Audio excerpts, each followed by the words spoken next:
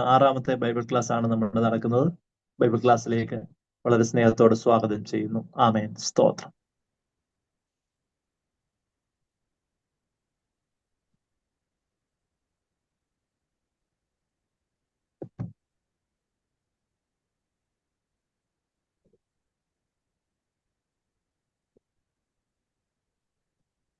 എന്തെങ്കിലും സംശയങ്ങളൊക്കെ ഉണ്ടെങ്കിൽ നമുക്ക് ദൈവദാസന്റെ അടുത്ത് ചോദിക്കാം.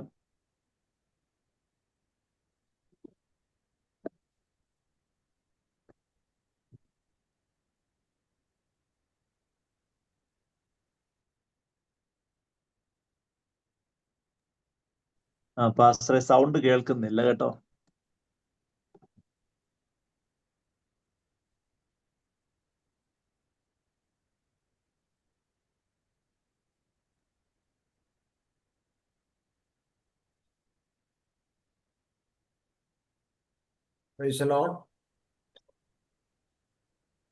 കേൾക്കാലോ? യെസ്, കേൾക്കാം പാസ്റ്ററെ.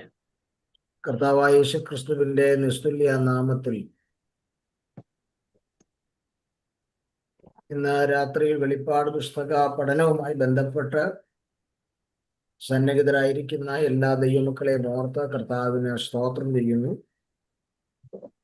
എല്ലാവർക്കുമുള്ള ക്രിസ്തീയ വന്ദനങ്ങൾ അറിയിക്കുകയാണ്. വെളിപ്പാട് പുസ്തകത്തിന്റെ ആറാമത്തെ ക്ലാസ്സിലേക്ക് നമ്മൾ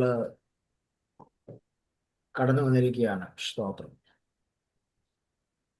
നമ്മളെ വെളിപ്പാട് പുസ്തകം 1-ാം അധ്യായത്തിന്റെ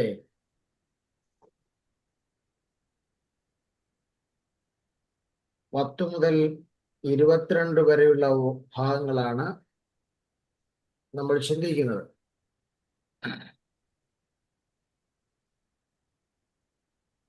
അല്ലെങ്കിൽ ഒന്നുകൂടെ ഇറങ്ങി പറഞ്ഞാൽ വെളിപ്പാട് പുസ്തകം 1-ാം അധ്യായത്തിന്റെ 9-ാം വാക്യം മുതൽ 10 നോക്കേണ്ട 9-ാം വാക്യം മുതൽ 3-ാം അധ്യായത്തിന്റെ 22-ാം വാക്യം വരെയാണ് നമ്മൾ ഒരു ഭാഗമാക്കി ചിന്തിക്കുന്നത്. നമ്മൾ കഴിഞ്ഞ ക്ലാസ്സിൽ 9-ാം വാക്യമാണെന്ന് എനിക്ക് തോന്നുന്നു ചിന്തിച്ചത്. ഇന്ന് നമ്മൾ 10-ാമത്തെ വാക്യത്തിലേക്ക് ഒന്ന് പ്രവേശിക്കുകയാണ്. മുഖവുരകളൊന്നും കൂടാതെ നമുക്ക് ഡയറക്റ്റ്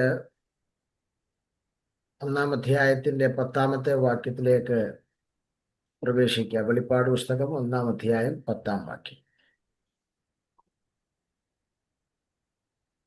കർത്തൃദിവസത്തിൽ ഞാൻ ആത്മവിവശനായി.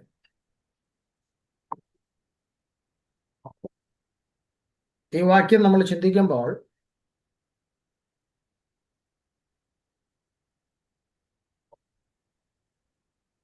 ഇതിന് ഇംഗ്ലീഷില്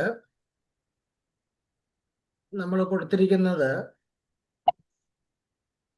ദ ലോർഡ്സ് ഡേ എന്നാണ്. കർത്തൃദിവസം എന്നതിന് ദ ലോർഡ്സ് ഡേ എന്നാണ് കൊടുത്തിരിക്കുന്നത്. ഞാൻ ഇംഗ്ലീഷും കൂടെ ഇടയ്ക്ക് പറയുന്നതിന്റെ കാരണം ചില വ്യത്യാസങ്ങൾ ഉള്ളത് കൊണ്ടാണ്. അതുകൊണ്ട് നമ്മൾ നോക്കിപ്പോകും.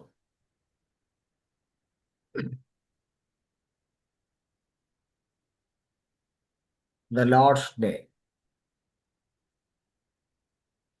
കർത്തൃദിവസം എന്നാണ് മലയാള പരിഭാഷയിൽ.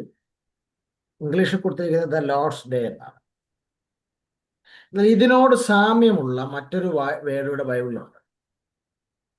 അതും ഈ ഭാഗം ചിന്തിക്കുമ്പോൾ പറഞ്ഞു പോകുന്നത് തന്നായിരിക്കും.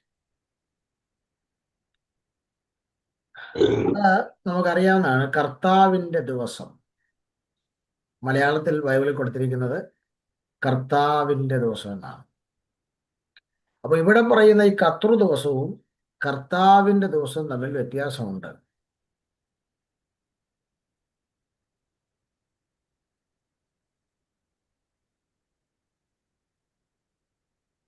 അപ്പോൾ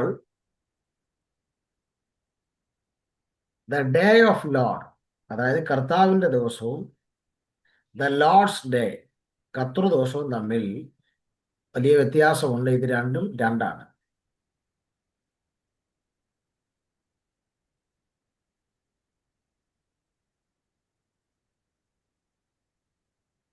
പഴയ നിയമത്തിലും പുതിയ നിയമത്തിലും കർത്താവിന്റെ ദിവസം എന്നുള്ളത് നമ്മൾ കാണുന്നുണ്ട്. പഴയ നിയമത്തിലും കാണുന്നുണ്ട്, പുതിയ നിയമത്തിലും കാണുന്നുണ്ട്. ഇവിടെ പറഞ്ഞിരിക്കുന്നത് കർത്താവിന്റെ ദിവസമല്ല, കർത്തൃ ദിവസം എന്നാണ്. ഇതിനകത്തുള്ള വ്യത്യാസം പറയാം.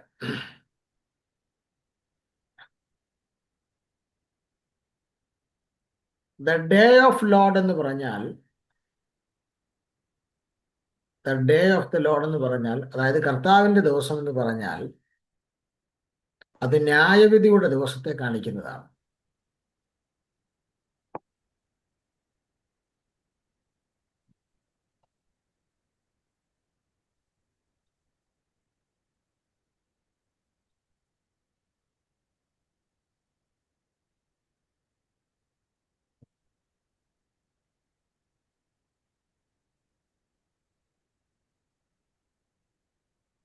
അതാണ് നമുക്ക് വെളിപ്പാട് പുസ്തകം 6-ാം അധ്യായം മുതൽ 18-ാം അധ്യായം വരെ ആ കർത്താവിന്റെ ദിവസമാണ് നമ്മൾ കാണുന്നത്.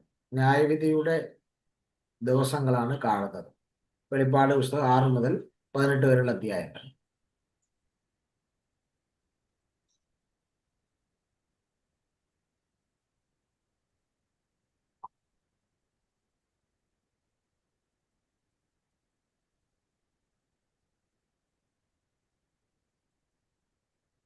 അതിനെക്കുറിച്ച് നമുക്ക് യോവേൽ പ്രവചനത്തിൽ രേഖപ്പെടുത്തിയിട്ടുണ്ട്, ഈ കർത്താവിന്റെ ദിവസത്തെക്കുറിച്ച്.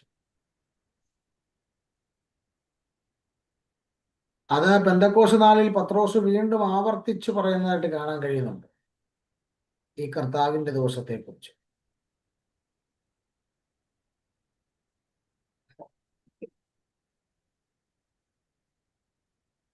അതിനെ നമ്മൾ മഹാപീഡനകാലമെന്നും ന്യായവിധി ദിവസമെന്നുമൊക്കെ ഈ കർത്താവിന്റെ ദിവസത്തെ വിശേഷിപ്പിക്കാറുണ്ട്.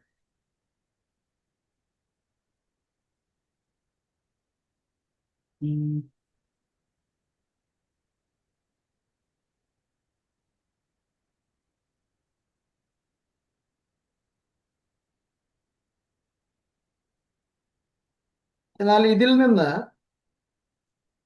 വ്യത്യസ്തമായി കർത്തൃ ദിവസത്തെ മനസ്സിലാക്കാൻ, ഇതുവരെ ഞാൻ പറഞ്ഞത് കർത്താവിന്റെ ദിവസത്തെ കുറിച്ചാണ്, എന്നാൽ ഇതിൽ നിന്ന് വ്യത്യസ്തമായി കർത്തൃ ദിവസത്തെ മനസ്സിലാക്കാൻ നമുക്ക് ഒരു പ്രവചന ഭാഗത്തിലേക്ക് ശ്രദ്ധയെ കൊണ്ടുപോകാം. 118-ാം സങ്കീർത്തനം 22 മുതൽ 24 വരെയുള്ള ഭാഗങ്ങൾ. വീട് പണിയുന്നവർ തള്ളിക്കളഞ്ഞ കല്ല് മൂലക്കല്ലായി തീർന്നിരിക്കുന്നു.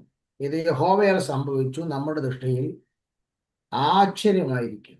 ഇത് യഹോവ ഉണ്ടാക്കിയ ദിവസം, ഇന്ന് നാം സന്തോഷിച്ച് ആനന്ദിക്കും. ഈ വാക്യം വേണ്ടാത്തടത്തും എല്ലാം കൊണ്ട് എഴുതി വെച്ചിരിക്കുന്നത് കാണാം. എന്ന് പറഞ്ഞാൽ കല്യാണത്തിന്റെ കുറിയെ കാണാം, ഇൻവിറ്റേഷൻ കാർഡെ കാണാം, കല്യാണ ഹാളിൽ കാണാം.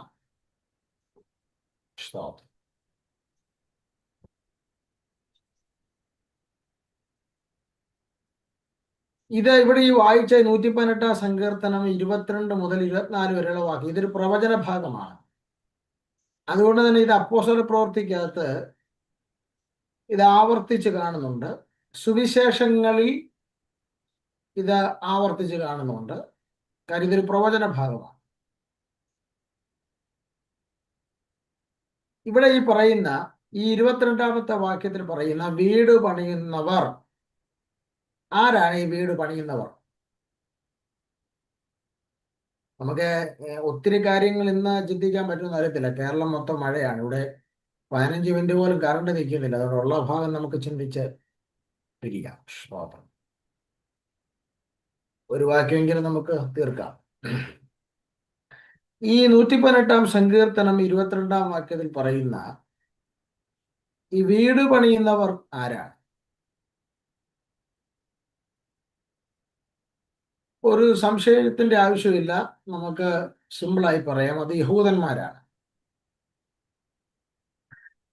വീട് പണിയുന്നവർ യഹൂദന്മാരാണ്. 2, തള്ളിക്കളഞ്ഞ കല്ല്. അപ്പോൾ ഈ തള്ളിക്കളയപ്പെട്ട കല്ല് ഏതാണെന്നും വലിയ ചിന്തയൊന്നുമില്ലാതെ നമുക്ക് പറയാം, അത് കർത്താവായ യേശുക്രിസ്തുവാണ്.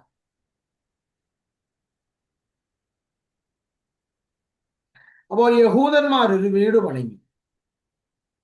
അവരാ വീട് പണിതപ്പോൾ യേശുക്രിസ്തു എന്ന കല്ലിനെ അവർ എടുത്ത് വെളിക്കളഞ്ഞു. എന്നാൽ ദൈവം, അതായത് പിതാവായ ദൈവം, ഇവർ വെളിയിൽ കളഞ്ഞ, ഉപയോഗമില്ലെന്ന് പറഞ്ഞ് ഇവർ കളഞ്ഞ ഈ കല്ലിനെ ദൈവം എടുത്ത് ഒരു വീടിന്റെ മൂലക്കല്ലാക്കി തീർത്തു.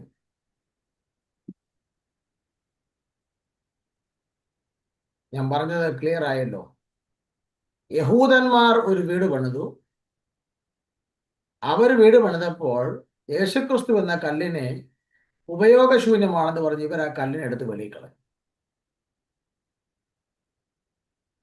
പിതാവായ ദൈവം ഇവരെടുത്ത് കളഞ്ഞ ആ കല്ലിനെ എടുത്തുകൊണ്ട് വന്നിട്ട് മറ്റൊരു വീട് പണിതു. ആ വീടിന്റെ മൂലക്കല്ലാക്കി ഇവര് തള്ളിക്കളഞ്ഞ ആ യേശുക്രിസ്തു എന്ന കല്ലിനെ പിതാവായ ദൈവം ആ വീടിന്റെ മൂലക്കല്ലാക്കി തീർത്തു. ഏത് വീടിന്റെ മൂലക്കല്ലാക്കി തീർത്തു? അതാണ് 1 പത്രോസിന്റെ ലേഖനം 2-ാം അധ്യായം 4 മുതൽ 6 വരെയുള്ള വാക്യങ്ങളിൽ പറയുന്നു ആ വീടിനെ കുറിച്ച്. 1 പത്രോസിന്റെ ലേഖനം 2-ാം അധ്യായം 4 മുതൽ 6 വരെയുള്ള വാക്യങ്ങൾ. മനുഷ്യർ തള്ളിയതെങ്കിലും ദൈവസന്നിധിയിൽ ശ്രേഷ്ഠവും മാന്യവുമായ ജീവനുള്ള കല്ലായ അവന്റെ അടുക്കൽ വന്നിട്ട് നിങ്ങളും ജീവനുള്ള കല്ലുകൾ എന്ന പോലെ ആത്മീക ഗ്രഹമായി യേശുക്രിസ്തു മുഖാന്തരം ദൈവത്തിന് പ്രസാദമുള്ള ആത്മീക യാഗം കഴിപ്പാൻ തക്ക വിശുദ്ധ പുരോഹിത വർഗമാകേണ്ടതിന് പണിയപ്പെടുന്നു. അപ്പോൾ ഒരു കാര്യം വ്യക്തമാ, ഇവിടെ എഴുതിയിട്ടുണ്ട്. എന്താ 5-ാം വാക്യത്തിൽ പറയുന്നത്? നിങ്ങളും ജീവനുള്ള കല്ലുകൾ എന്ന പോലെ ആത്മീക ഗ്രഹമായി. അപ്പോ യഹൂദന്മാർ തള്ളിക്കളഞ്ഞ യേശുക്രിസ്തു എന്ന ആ കല്ലിനെ പിതാവായ ദൈവം മറ്റൊരു ഗ്രഹം പണിതു, മറ്റൊരു വീട് പണിതപ്പോൾ ആ വീടിന്റെ മൂലക്കല്ലാക്കി തീർത്തു. ആ വീടിനെ ആത്മീക ഗ്രഹം എന്നാണ് വിളിക്കുന്നത്. അപ്പോൾ ആ ആത്മീക ഗ്രഹത്തിന്റെ മൂലക്കല്ലാണ് കർത്താവായ യേശുക്രിസ്തു. ആ ആത്മീക ഗ്രഹത്തിന്റെ മൂലക്കല്ലാണ് കർത്താവായ യേശുക്രിസ്തു. ഇനി നമുക്ക് ആ വാക്യത്തിലോട്ട് തിരിച്ചു വരാം. 118-ാം സങ്കീർത്തനത്തിലോട്ട് തിരിച്ചു വരാം. സ്തോത്രം. ഇനി അതിന്റെ 2-ാമത്തെ ഭാഗം നമ്മൾ കാണുന്നത് 23-ാം വാക്യം. ഇത് യഹോവയാൽ സംഭവിച്ചു, നമ്മുടെ ദൃഷ്ടിയിൽ ആശ്ചര്യമായി.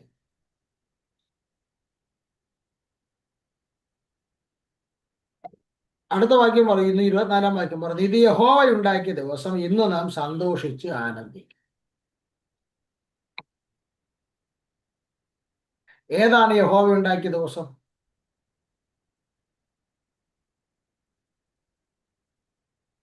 ഏതാണ് യഹോവ ഉണ്ടാക്കിയ ദിവസം? വീട് പണിയുന്നവർ തള്ളിക്കളഞ്ഞ കല്ല് മൂലക്കല്ലായ ദിവസം.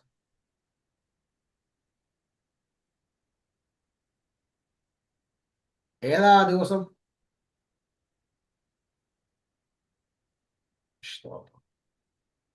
ഇത് യഹോവ ഉണ്ടാക്കിയ ദിവസം.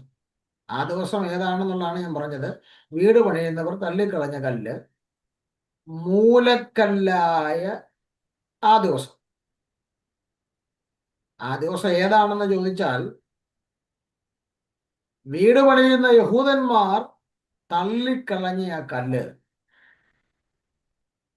അവരെ കാൽവറിയുടെ ക്രൂശിലേക്ക് അവർ ആ കല്ലിനെ തള്ളിക്കളഞ്ഞു.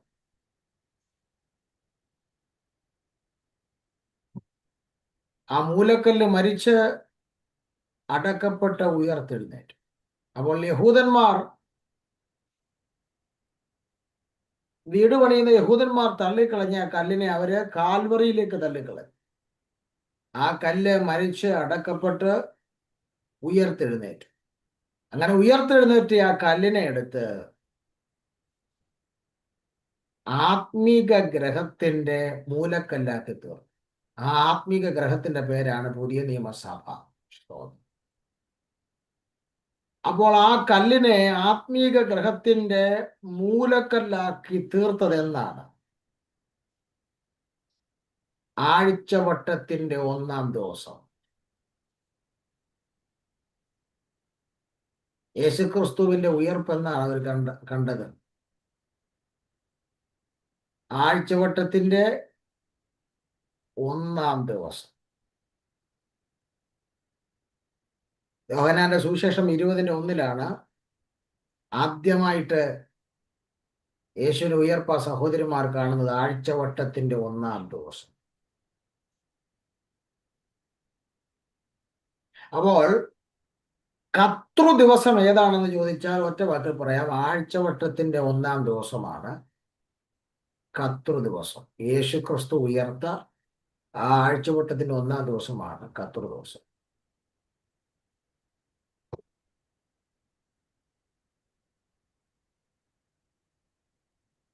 ഇത് യഹോവയാൽ സംഭവിച്ചു, നമ്മുടെ ദൃഷ്ടിയിൽ ആശ്ചര്യം. ഏതാ സംഭവിച്ചത്? വീട് പണിയുന്നവർ തള്ളിക്കളഞ്ഞ കല്ല് മൂലക്കല്ലായി തീർന്നതാണ് യഹോവയാൽ സംഭവിച്ചത്. അതാണ് നമ്മുടെ ദൃഷ്ടിയിൽ ആശ്ചര്യം. അല്ലാതെ ചെറുക്കൻ്റെ കല്യാണം നടന്നതല്ല, വണ്ടി വാങ്ങിച്ച ദിവസമല്ല.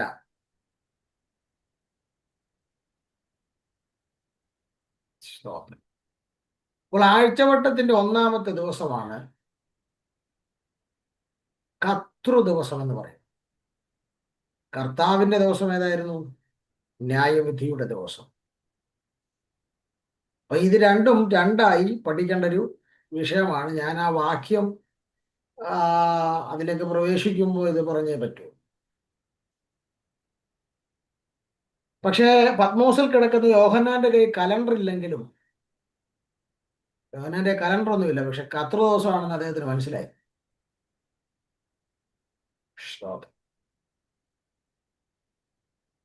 കർത്തൃ ദിവസമാണെങ്കിൽ അത് ആരാധിക്കാനുള്ള ദിവസമാണെന്ന് യോഹന്നാൻ അറിയാം. കർത്തൃദിവസത്തിലെ അഭിവാജ്യ ഘടകമാണ് തിരുവത്താഴം. കർത്തൃദിവസം അവർ അപ്പം നുറുക്കുവാനും എന്തിനു കൂടി വന്നെന്ന് എഴുതിയിരിക്കുന്നത്? അവർ അപ്പം നുറുക്കാൻ കൂടി വന്നത്. അപ്പോസ്തലപ്രവൃത്തിയിൽ എഴുതിയിരിക്കുക കർത്തൃദിവസം. അപ്പം കർത്തൃദിവസം ആരാധിക്കേണ്ട ദിവസമാണ്. അന്ന് തിരുവത്താഴം എടുക്കേണ്ട ദിവസമാണ് കർത്തൃദിവസം. ഇനി നമുക്ക് 10-ാം വാക്യം അവിടെ നിർത്തിയിട്ട് 9-ാം വാക്യത്തിൽ നിന്ന് ചില കാര്യങ്ങൾ കൂടെ ചിന്തിക്കാനുണ്ട്. 9-ാം വാക്യത്തിൽ യോഹന്നാൻ തന്നെ പരിചയപ്പെടുത്തുന്നതാണ് കാണുന്നത്. വെളിപ്പാട് പുസ്തകം 1:9 യോഹന്നാൻ തന്നെ പരിചയപ്പെടുത്തുന്നതാണ് കാണുന്നത്. 3 രീതിയിലാണ് യോഹന്നാൻ തന്നെ പരിചയപ്പെടുത്തുന്നത്.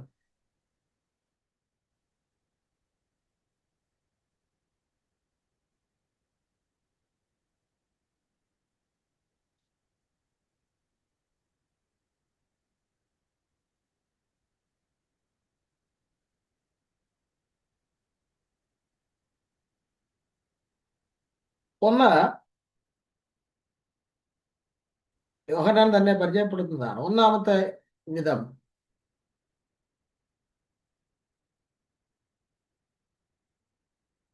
ഞാൻ നിങ്ങളുടെ സഹോദരൻ എന്നാണ് യോഹന്നാൻ പരിചയപ്പെടുത്തുന്നത്. ഞാൻ നിങ്ങളുടെ സഹോദരൻ, ഐ ആം യുവർ ബ്രദർ.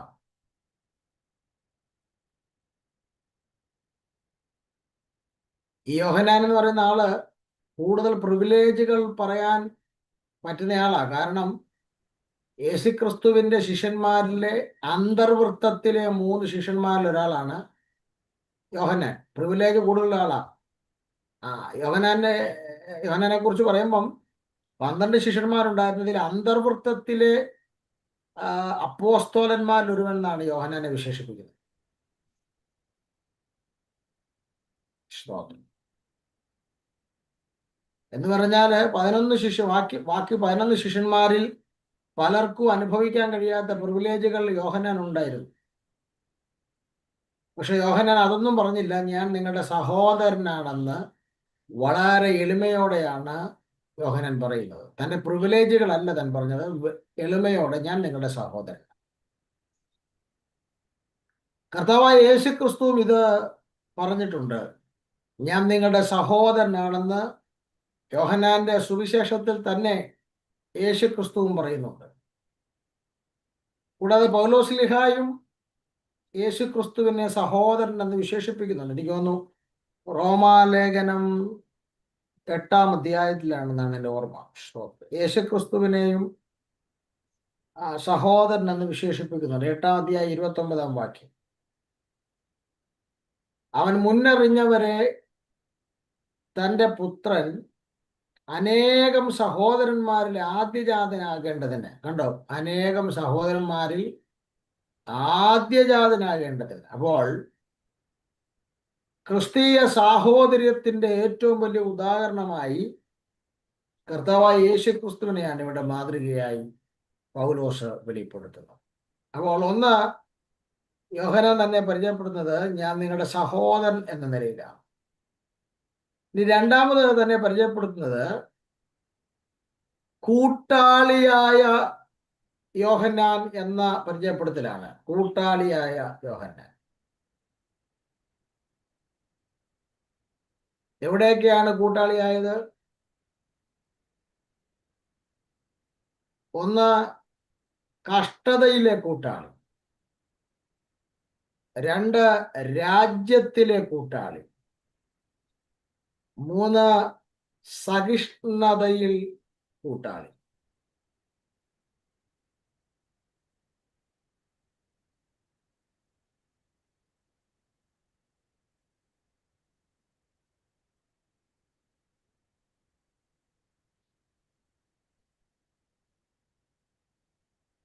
ഒന്ന്, താൻ സഹോദരൻ എന്ന നിലയിൽ തന്നെ പരിചയപ്പെടുത്തുന്നു. 2, കൂട്ടാളി എന്ന നിലയിൽ യോഹന്നാൻ തന്നെ പരിചയപ്പെടും. അപ്പോൾ താൻ കഷ്ടതയിൽ കൂട്ടാളിയാണ്. ഈ കഷ്ടതയിലെ കൂട്ടാളി എന്ന് പറഞ്ഞാൽ കഷ്ടപ്പെടുന്ന ദൈവമക്കളെ ഒറ്റയ്ക്ക് വിടാൻ പാടില്ല. അവര് കഷ്ടതയിലൂടെ കടന്നു പോകുമ്പോൾ ആ കഷ്ടതയിലൂടെ കടന്നു പോകുന്ന ദൈവമക്കളെ കുറിച്ച് നമുക്കൊരു വിചാരം ഉണ്ടാകും.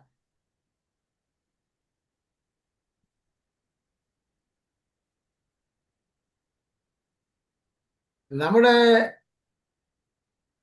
സഹോദരങ്ങളിൽ ഒരാൾ കഷ്ടത്തിലൂടെ കടന്നു പോകുമ്പോൾ നമ്മൾ ആ കഷ്ടത്തിൽ അവരോടുകൂടെ പങ്കുചേരണം. കഷ്ടതയിലെ കൂട്ടാളിയായിരിക്കണം. അതാണ് യോഹന്നാൻ പറഞ്ഞത്, താൻ കഷ്ടതയിൽ കൂട്ടാളിയാണ്. 2, രാജ്യത്തിന്റെ കൂട്ടാളി. രാജ്യത്തിന്റെ കൂട്ടാളി എന്ന് പറഞ്ഞാൽ താൻ ദൈവസഭയ്ക്കകത്ത് കൂട്ടാളിയാണ്. ദൈവസഭയിൽ നിങ്ങളുടെ കൂട്ടാളിയാണ്. കൂടാതെ വരാൻ പോകുന്ന രാജ്യത്തിൽ നമ്മൾ ഒരുമിച്ച് ജീവിക്കാൻ പോകുന്നു എന്നുള്ളതിന്റെ ഒരു തെളിവും കൂടെയാണ് താൻ രാജ്യത്തിലെ കൂട്ടാളി എന്ന പരാമർശം കൊണ്ട് ഉപയോഗിക്കുന്നത്. 3, സഹിഷ്ണുതയിലെ കൂട്ടാളി.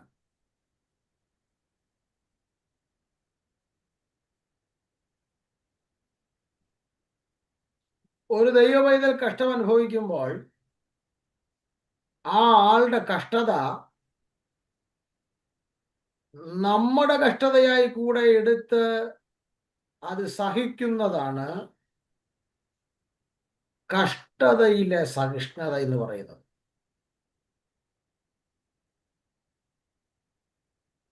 യെശയ്യാ പ്രവചനം വായിക്കുമ്പോൾ ദൈവത്തെക്കുറിച്ച് യെശയ്യാ പറയുന്നൊരു പരാമർശം, ദൈവജനം കഷ്ടപ്പെടുമ്പോൾ ദൈവം അവരോടുകൂടെ കഷ്ടം അനുഭവിക്കുന്നു എന്നാണ് പറയുന്നത്. ചില ആളുകൾ പറയുന്നത് കേൾക്കാം, ദൈവം കാണുന്നില്ലേ, ദൈവം കേൾക്കുന്നില്ലേ, ഞങ്ങൾ കഷ്ടം അനുഭവിക്കുന്നു, ദൈവം അറിയുന്നില്ലേ. വേദപുസ്തകം പറയുന്നു, നീ കഷ്ടം അനുഭവിക്കുമ്പോൾ നിന്നോടുകൂടെ കഷ്ടപ്പെടുന്ന ദൈവത്തെയാണ് തിരുവെടുത്ത് ചൂണ്ടിക്കാണിക്കുന്നത്. സ്തോത്രം.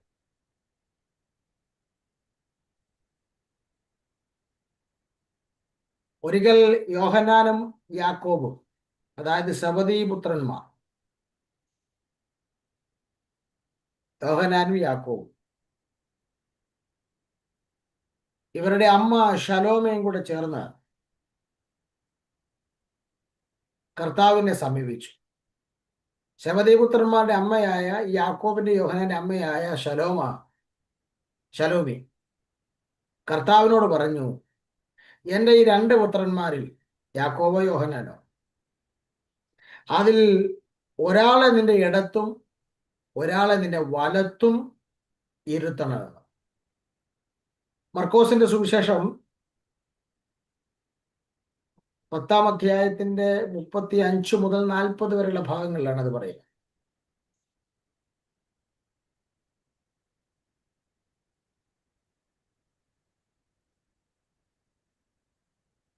മർക്കോസിന്റെ സുവിശേഷം 10-ാം അധ്യായം 35 മുതൽ 40 വരെയുള്ള ഭാഗങ്ങളിൽ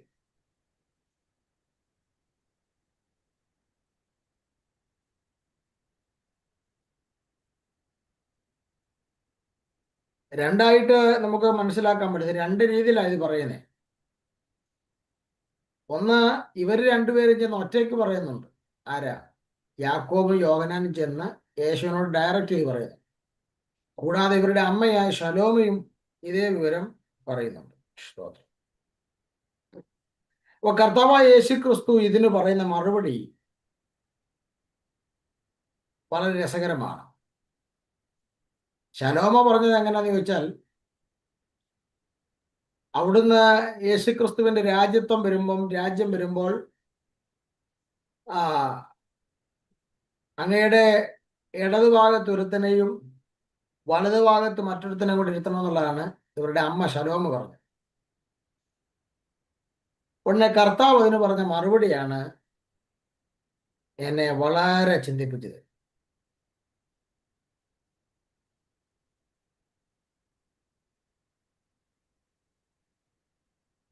ആ 10-ാം അധ്യായം 39-ാം വാക്യത്തിൽ കർത്താവ് പറയുന്നൊരു മറുപടിയുണ്ട്. യേശു അവരോട്, ഞാൻ കുടിക്കുന്ന പാനപാത്രം നിങ്ങൾ കുടിക്കുകയും ഞാൻ ഏൽക്കുന്ന സ്നാനം നിങ്ങൾ ഏൽക്കുകയും ചെയ്യും.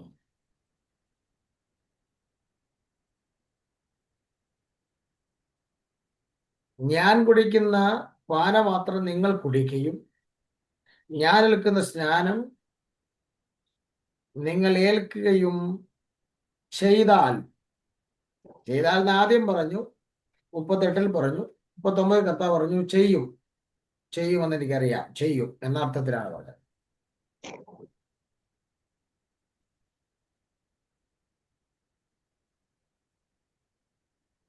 എന്നിട്ട് കർത്താവ് പറഞ്ഞു, നിങ്ങളിത് ചെയ്യൂ എന്നുള്ളത് ഉറപ്പാണ്.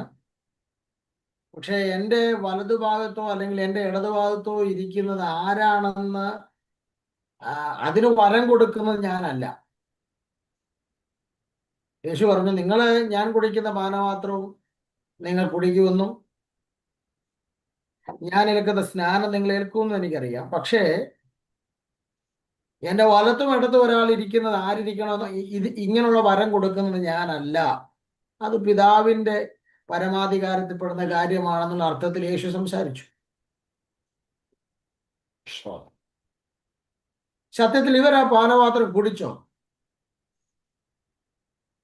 ഏത്? യേശു പറഞ്ഞ പാനപാത്രം, ഞാൻ കുടിക്കുന്ന പാനപാത്രം, ഞാൻ ഏൽക്കുന്ന സ്നാനം.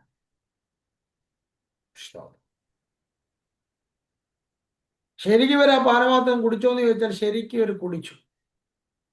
യാക്കോബ് വാൾ കൊണ്ട് വെട്ടേറ്റ് മരിക്കുകയായിരുന്നു.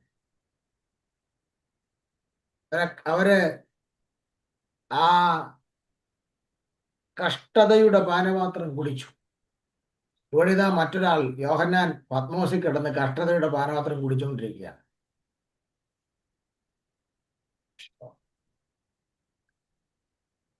അപ്പോൾ സഹോദരൻ എന്ന നിലയിൽ യോഹന്നാൻ തന്നെ പരിചയപ്പെടുത്തി. കൂട്ടാളി, കഷ്ടതയിലെ കൂട്ടാളി എന്നും രാജ്യത്തിലെ കൂട്ടാളി എന്നും സഹിഷ്ണുതയിലെ കൂട്ടാളി എന്ന രീതിയിൽ യോഹന്നാൻ തന്നെ പരിചയപ്പെടുത്തി. കൂടാതെ യോഹന്നാൻ 9-ാം വാക്യത്തിൽ താൻ എങ്ങനെയാണ് പത്മോസിൽ എത്തിയെന്നുള്ളതിന് 2 കാരണങ്ങൾ കൂടെ യോഹന്നാൻ പറയുന്നുണ്ട്. ഒന്ന്, ഏതെങ്കിലും ക്രിമിനൽ കുറ്റം ചെയ്തോ രാജ്യദ്രോഹ കുറ്റം ചെയ്തൊന്നും അല്ല താന് പത്മോസിൽ വരുന്നത്. പിന്നെ ഒന്ന്, ദൈവവചനം നിമിത്തമാണ് ഞാൻ പത്മോസിൽ എത്തിയത്. അപ്പൊ ദൈവത്തിന്റെ വചന നിമിത്തം കഷ്ടതകൾ സംഭവിക്കാം. വചന നിമിത്തം ഒത്തിരി ഉപദ്രവിക്കപ്പെട്ട ദൈവദാസന്മാർ 1-ാം നൂറ്റാണ്ട് മുതലുണ്ട്, ഇപ്പോഴും നോർത്ത് ഇന്ത്യയിലൊക്കെ ഉണ്ട്. വചനം നിമിത്തം, വചനം ആശ്വാസം തരുന്നതാണ്, വചനം വിടുവിക്കുന്നതാണ്. പക്ഷെ വചന നിമിത്തം പല കഷ്ടതകൾ നമുക്ക് വരാം. പക്ഷെ ആ വചനം അതിനകത്തു നിന്നൊക്കെ നമ്മളെ പുറത്ത് കൊണ്ടുവരും, നാം സഹിച്ചു നിന്നാൽ. സ്തോത്രം. അപ്പോൾ ദൈവവചന നിമിത്തമാണ് താൻ കഷ്ടതയിലായത്, താൻ പത്മോസിലായത്. രണ്ടാമത് പറയുന്നത്, യേശുക്രിസ്തുവിന്റെ സാക്ഷ്യ നിമിത്തമാണ് താൻ പത്മോസിലായത്. യേശുക്രിസ്തുവിന്റെ സാക്ഷ്യം. നമുക്ക് ഈ കർത്താവിന്റെ സാക്ഷ്യമായിട്ട് വല്ല ബന്ധമുണ്ടോ പ്രിയരെ?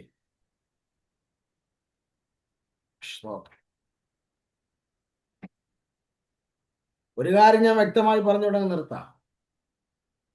നമ്മൾ ഈ ലോകത്ത് നേടിയതെല്ലാം, നമ്മൾ ഈ ലോകത്ത് ഓടിയതെല്ലാം, നമ്മൾ കൈവശമാക്കിയെന്ന് വിചാരിക്കുന്നതെല്ലാം ഈ കല്ലറ കൊണ്ട് തീരുന്ന കാര്യങ്ങളാണ്.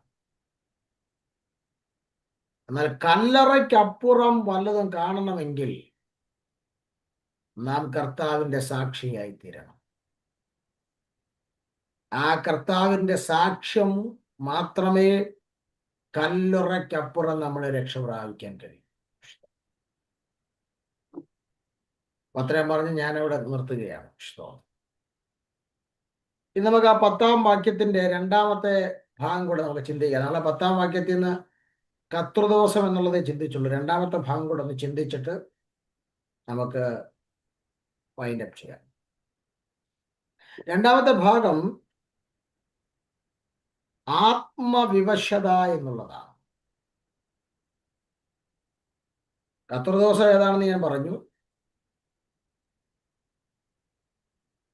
ആഴ്ചവട്ടത്തിന്റെ 1-ാം ദിവസം. അന്ന് യോഹന്നാൻ ഉണ്ടായ ഒരു ആത്മവിവശതയെ കുറിച്ചാണ് അവിടെ രേഖപ്പെടുന്നത്.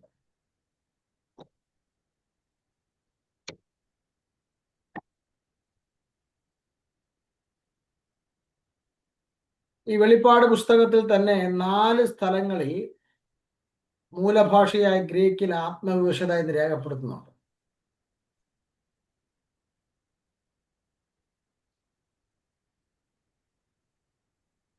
കൂടാതെ പുതിയ നിയമത്തിന്റെ മറ്റു പല ഭാഗങ്ങളിലും ഈ ആത്മവിവശത നമ്മൾ കാണുന്നുണ്ട്. എവിടെയൊക്കെ കാണുന്നുണ്ട്? അപ്പോസ്തല പ്രവൃത്തി 10-ാം അധ്യായത്തിൽ പത്രോസിന് ഒരു ആത്മവിവശത വന്നതായിട്ട് നമ്മൾ കാണുന്നുണ്ട്.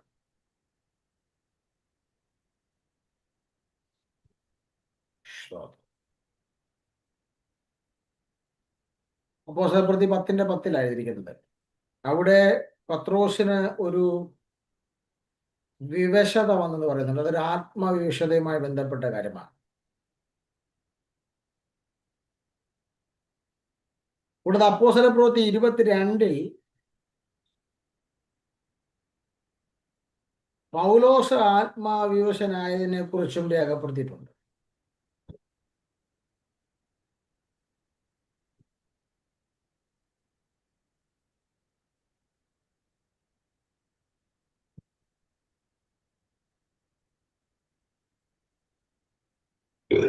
ഇരുപത്തിരണ്ടിന്റെ 17 എഴുതിയിട്ടുണ്ട്. അപ്പോസ്തല പ്രവൃത്തി 22-ന്റെ 17. അപ്പോൾ ഞാനിതിനകത്ത് ഈ പറയുന്നതിന്റെ കാര്യം, ഈ ഇംഗ്ലീഷ് തർജിമയില് വെളിപ്പാട് പുസ്തകം 1-ന്റെ 10-ല് ആത്മവിവശത എന്നുള്ളതിന് പകരം കൊടുത്തിരിക്കുന്നത് I was in the spirit എന്ന്. I was in the spirit, ഞാൻ ആത്മാവിൽ ആയിരുന്നു എന്ന അർത്ഥത്തിലാണ്. അത് ഇംഗ്ലീഷിലെ ആ ഒരു തർജ്ജിമയുടെ ഒരു മിസ്റ്റേക്കാണ്. സത്യത്തിൽ ആത്മാവിലായിരുന്നു എന്നുള്ളതല്ല, ആത്മവിവശതയും തന്നെയാണ് അതിൻ്റെ അർത്ഥം. ഞാനും ആദ്യം വിചാരിച്ചിരുന്നത് ഈ ആത്മവിവശത എന്ന് പറയുന്നത് ആത്മാവിലായിരുന്നു എന്നതാണ് ഉദ്ദേശിക്കുന്നതെന്നാണ്. അല്ല, ആത്മവിവശത തന്നെയാണ് മറ്റ് മൂലഭാഷയിലൊക്കെ നമ്മൾ നോക്കുമ്പോൾ. വേറെ ഒരു 4 ഭാഗങ്ങളിൽ വെളിപ്പാട് പുസ്തകത്തിൽ മൂലഭാഷയിൽ 4 ഭാഗങ്ങളിൽ ആത്മവിവശത എന്ന് കൊടുത്തിട്ടുണ്ട്. നമ്മൾ പറഞ്ഞു വരുമ്പോൾ പിന്നീട് മനസ്സിലാക്കാം. നമ്മൾ ഈ ആത്മവിവശത എന്ന് പറഞ്ഞ് നമ്മുടെ ഇടയിൽ കാട്ടിക്കൂട്ടുന്ന ഒന്നും അല്ല ആത്മവിവശത. നമ്മുടെ ഇടയിൽ ചില ആളുകൾ ആത്മവിവശതയാണെന്നും പറഞ്ഞ് ഒരാൾ കവന്ന് കിടക്കുന്നു, അയാളുടെ മുകളിൽ ഇങ്ങനെ അട്ടയടിക്കുമോ ലജ്ജാറ് ഒരാൾ കിടക്കുന്നു. ഇതല്ല ആത്മവിവശത. ഒരാൾ തെറിച്ചു പോയി മൂല കിടക്കുന്നു, യോഗം കഴിയുന്ന പോലും അറിയുന്നില്ല. അതല്ല ആത്മവിവശത. അസഹായം പിടിച്ചുകൊണ്ട് വീഴുന്നതല്ല ആത്മവിവശത. നമ്മൾ ഇവിടെ ഇവരുടെ ഈ അപ്പോസ്തല പ്രവൃത്തി തന്നെ പത്രോസിനാകട്ടെ ഈ പൗലോസിനാകട്ടെ, ഇവിടെ ഈ അപ്പോസ്തല പ്രവൃത്തി 1-ാം അധ്യായത്തിന്റെ 10-ാം വാക്യത്തിൽ ഈ 10-ാം വാക്യത്തിൽ യോഹന്നാന് വന്ന ആത്മവിവശതയാകട്ടെ, നമ്മളിതൊക്കെ ഒന്ന് പരിശോധിച്ചാൽ ഈ ആത്മവിവശത എന്താണെന്ന് മനസ്സിലാക്കാം. യോഹന്നാൻ എന്താ സംഭവിച്ചത്? കർത്താവിന്റെ ശബ്ദം കേട്ടപ്പോൾ യോഹന്നാൻ എന്ത് ചെയ്തു? മരിച്ചവനെ പോലെ അവന്റെ കാൽക്കൽ വീണു. ബോധം പോയില്ല. ബോധം പോയിരുന്നെങ്കിൽ ഈ പുസ്തകത്തിനകത്ത് ഇതൊന്നും എഴുതി വെക്കത്തില്ലായിരുന്നല്ലോ. അപ്പൊ ആത്മവിവശത എന്ന് പറയുന്നത് ബോധം പോകുന്ന പരിപാടിയല്ല.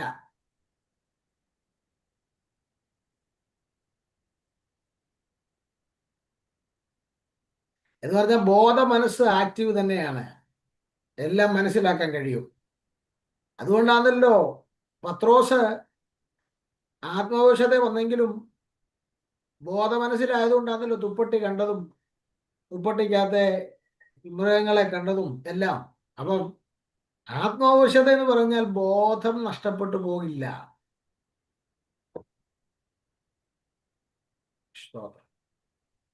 എന്ന് പറഞ്ഞാൽ നമുക്കതിനെ ഒറ്റവാക്കി പറഞ്ഞാൽ ഉന്നതമായിട്ടുള്ള ഒരു ബോധതലത്തിലേക്ക് നമ്മൾ ആയിത്തീരുന്ന അവസ്ഥയാണ് ആത്മവിവശത. ഉന്നതമായിട്ടുള്ള ഒരു ബോധതലത്തിലേക്ക് നമ്മൾ ആയിത്തീരുന്ന ഒരവസ്ഥയാണ് ആത്മവിവശത.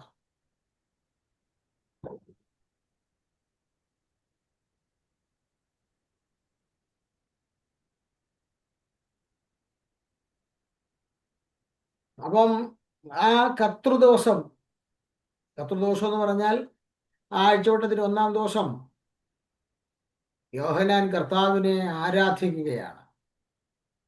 സ്തോത്രം. എന്ന് പറഞ്ഞാൽ തൻ്റെ ബോധം തനിക്കുള്ളപ്പോൾ തന്നെ ആ ബോധ മനസ്സിന്റെ ഉന്നതമായ തലങ്ങളിലേക്ക് എത്തപ്പെട്ട് താൻ ദൈവത്തെ ആരാധിക്കുന്ന ഒരു അന്തരീക്ഷം. യോഹന്നാന്റെ സുവിശേഷം 4-ാം അധ്യായത്തിൽ നമ്മൾ കാണുന്നു, ആത്മാവിലും സത്യത്തിലും നമ്മൾ ആരാധിക്കണം. സ്തോത്രം. എഫേസ്യ ലേഖനം 5:18 മുതൽ നമ്മൾ കാണുന്നുണ്ട് എങ്ങനെ ആരാധിക്കണമെന്ന് പൗലോസ് പറയുന്നുണ്ട്. സ്തോത്രം. എഫേസ്യർ 5:18 എങ്ങനെയാണ് ആരാധിക്കേണ്ടതെന്ന്, സഭയ്ക്കകത്ത് എങ്ങനെ ആരാധിക്കണമെന്ന് വ്യക്തമായി പൗലോസ് പറയുന്നു. വീഞ്ഞു കുടിച്ചു മത്തരാകരുത്, അതിനാൽ ദുർനടപ്പുണ്ടാകുമല്ലോ. ആത്മാവ് നിറഞ്ഞവരായി. അപ്പൊ എങ്ങനെ ആരാധിക്കണം? ആത്മനിറവിൽ ദൈവത്തെ ആരാധിക്കണം. ആത്മാവ് നിറഞ്ഞവരായി സങ്കീർത്തനങ്ങളാൽ. അപ്പൊ ഒരു സങ്കീർത്തനം വായിക്കണമെങ്കിൽ പോലും എന്ത് വേണം? ആത്മനിറവ് വേണം. സ്തുതിക്കണമെങ്കിൽ ആത്മനിറവ് വേണം. ആത്മീക ഗീതങ്ങൾ പാടണമെങ്കിൽ ആത്മനിറവ് വേണം. തമ്മിൽ സംസാരിക്കണമെങ്കിൽ ആത്മനിറവ് വേണം. ഹൃദയത്തിൽ കർത്താവിനെ പാടണമെങ്കിൽ ആത്മനിറവ് വേണം. സ്തോത്രം. ഇനി എൻ്റെ ഭാഷ പറഞ്ഞാൽ ഒരു ചെറിയ സ്തോത്രം പറയണമെങ്കിൽ പോലും പരിശുദ്ധാത്മാവിന്റെ നിറവ് അത്യാവശ്യമാണ്. അപ്പോൾ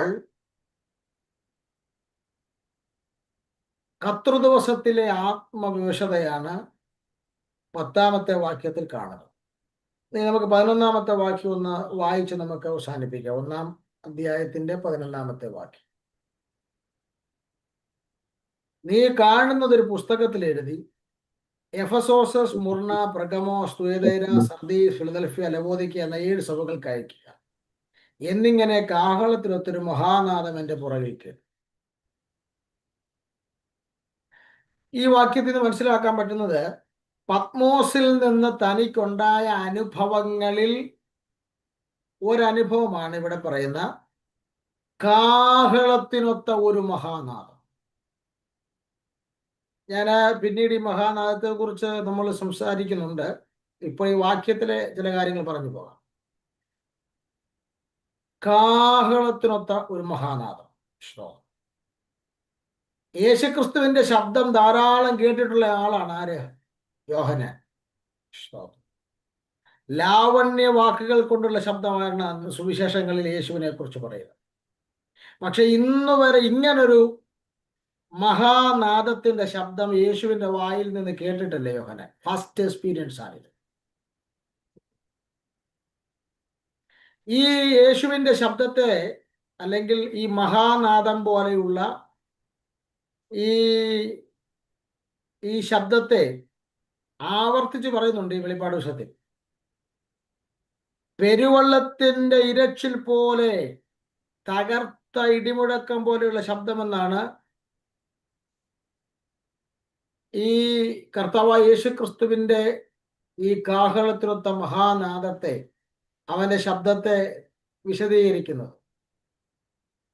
പെരുവെള്ളത്തിന്റെ ഇരച്ചിൽ പോലെ, തകർത്ത ഇടിമുഴക്കം പോലെ. എന്തുകൊണ്ടായിരിക്കാം ഈ പെരുവെള്ളത്തിന്റെ ഇരച്ചിൽ പോലെയുള്ള ശബ്ദം എന്ന് പറയാൻ കാര്യം? യോഹന്നാൻ ഇപ്പൊ നിൽക്കുന്ന പത്മോസ് കടലിനാൽ ചുറ്റപ്പെട്ടിരിക്കുന്ന ഒരു ദ്വീപാണ്.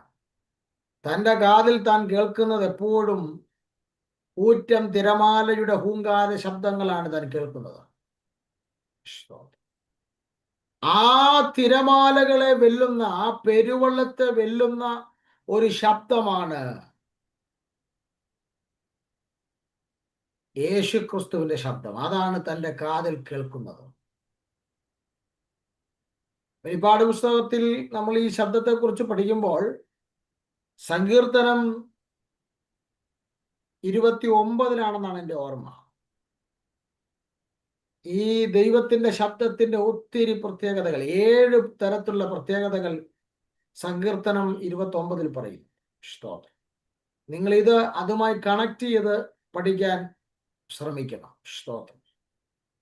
ഇവിടെ ഈ മഹാനാദമാണല്ലോ കേട്ടത്. ഈ മഹാനാദം ഒരു നിർദ്ദേശം കൊടുക്കുന്നതായിട്ടാണ് കാണുന്നത് യോഹന്നാൻ. എന്താണ് നിർദ്ദേശം? സ്തോത്രം.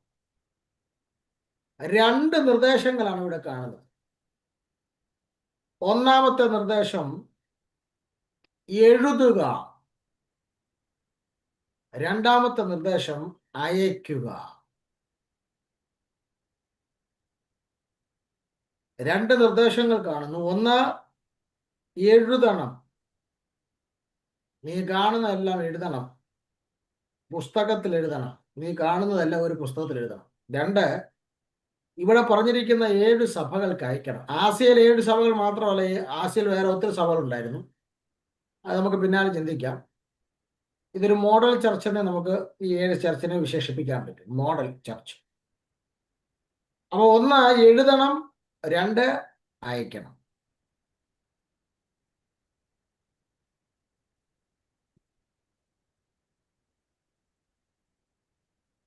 ദൈവമക്കൾ ഒരു കാര്യം മനസ്സിലാക്കേണ്ടത്,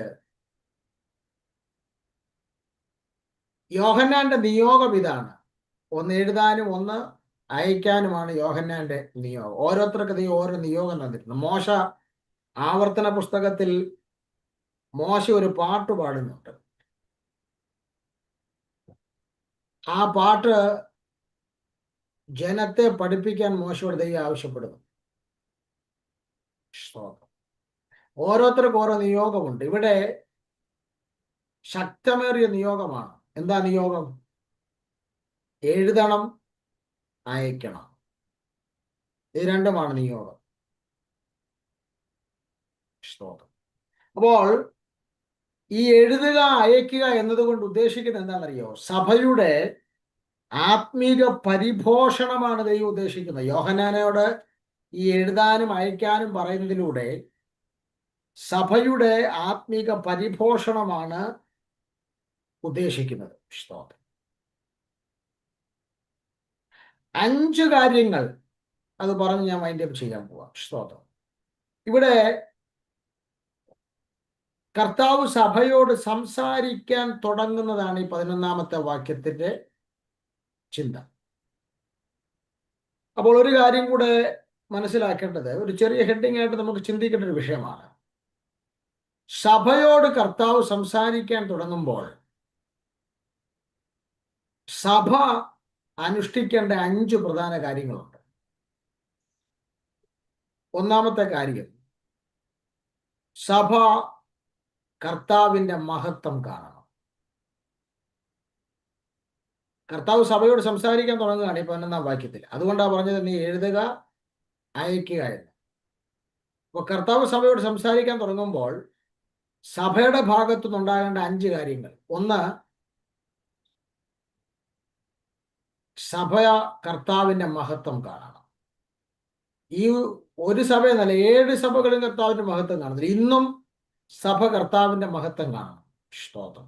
എന്താണ് ഉദാഹരണം പറഞ്ഞാൽ, 2ാം അധ്യായത്തിന്റെ 1ാം വാക്യത്തിൽ സഭ കർത്താവിന്റെ മഹത്വം കാണുക. എഫെസോസിലെ സഭ എന്താ കണ്ട മഹത്വം? 7 നക്ഷത്രം വലങ്കയിൽ പിടിച്ച് 7 പൊൻ നിലവിളക്കുകളുടെ നടുവിലൂടെ നടക്കുന്നു. ഇതാണ് കർത്താവിന്റെ മഹത്വം. ഇങ്ങനെ 7 സഭകളും കാണുന്നുണ്ട്. അപ്പോൾ സഭ തന്നോട് സംസാരിക്കാൻ തുടങ്ങുന്ന കർത്താവിന്റെ മഹത്വം സഭ കാണണം. ഇനി 2, കർത്താവിന് പറയാനുള്ളത് സഭ ശ്രദ്ധ വെച്ച് കേൾക്കണം. കർത്താവിന് പറയാനുള്ളത് സഭ ശ്രദ്ധ വെച്ച് കേൾക്കണം. എല്ലാ സഭയോടും പറയുമ്പോൾ പറയുന്നുണ്ട്, ആത്മാവ് സഭകളോട് പറയുന്നത് എന്തെന്ന് ചെവിയുള്ളവൻ കേൾക്കട്ടെ. അപ്പോൾ സഭ കർത്താവിന് പറയാനുള്ളത് ശ്രദ്ധ വെച്ച് കേൾക്കണം. 3, സഭയുടെ കുറവുകൾ കർത്താവ് ബോധ്യപ്പെടുത്തുമ്പോൾ ആ കുറവുകൾ ഉൾക്കൊള്ളാൻ സഭ തയ്യാറാകണം. സഭയുടെ കുറവുകൾ കർത്താവ് ബോധ്യപ്പെടുത്തുമ്പോൾ ആ കുറവുകൾ ഉൾക്കൊള്ളാൻ സഭ തയ്യാറാകണം. 4ാമത്തെ കാര്യം, കുറവുകൾ ബോധ്യപ്പെട്ടാൽ തിരുത്തപ്പെടാൻ, മാനസാന്തരപ്പെടാൻ സഭ തയ്യാറാകണം.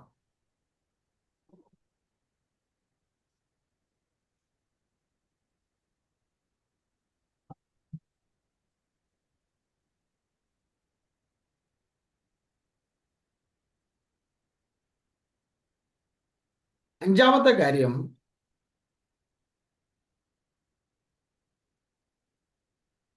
താൻ വീണ്ടും വരാൻ പോകുന്നു. താൻ വരുമ്പോൾ ജയിക്കുന്നവന് പ്രതിഫലം ഉണ്ടായിരിക്കുമെന്ന് കർത്താവ് സഭയോട് സംസാരിക്കുന്നു. തന്റെ വരവിനെ ഓർമ്മപ്പെടുത്തിക്കൊണ്ടാണ് കർത്താവ് അവസാനിപ്പിക്കുന്നത്. അപ്പോൾ 7 സഭകളോടും സംസാരിക്കാനുള്ളത് നീ എഴുതുക, അത് അയക്കുക എന്ന് പറയുമ്പോൾ അത് കർത്താവിന്റെ ഭാഗത്തു നിന്നുള്ള പ്രവൃത്തിയാണ്. എന്നാൽ സഭ കർത്താവ് തന്നോട് സംസാരിക്കാൻ തുടങ്ങുമ്പോൾ, തന്നോട് സംസാരിക്കാൻ തുടങ്ങുന്ന കർത്താവിൻ്റെ മുമ്പിൽ സഭ എങ്ങനെ ആയിരിക്കണം എന്നുള്ളതാണ് ഈ 5 കാര്യങ്ങളിലൂടെ പരിശുദ്ധാത്മാവ് വെളിപ്പെടുന്നത്. നമുക്ക് ഇന്നത്തെ ക്ലാസ് ഇവിടെ വൈൻഡപ്പ് ചെയ്യാം. നമുക്ക് അടുത്ത ക്ലാസ്സിൽ നമുക്ക് വിശദമായി നമുക്ക് 12ാമത്തെ വാക്യം മുതൽ നമുക്ക് ആരംഭിക്കാം. കർത്താവ് നമ്മെ സഹായിക്കട്ടെ. പ്രാർത്ഥനയ്ക്കായി തലകൾ വണക്കാം.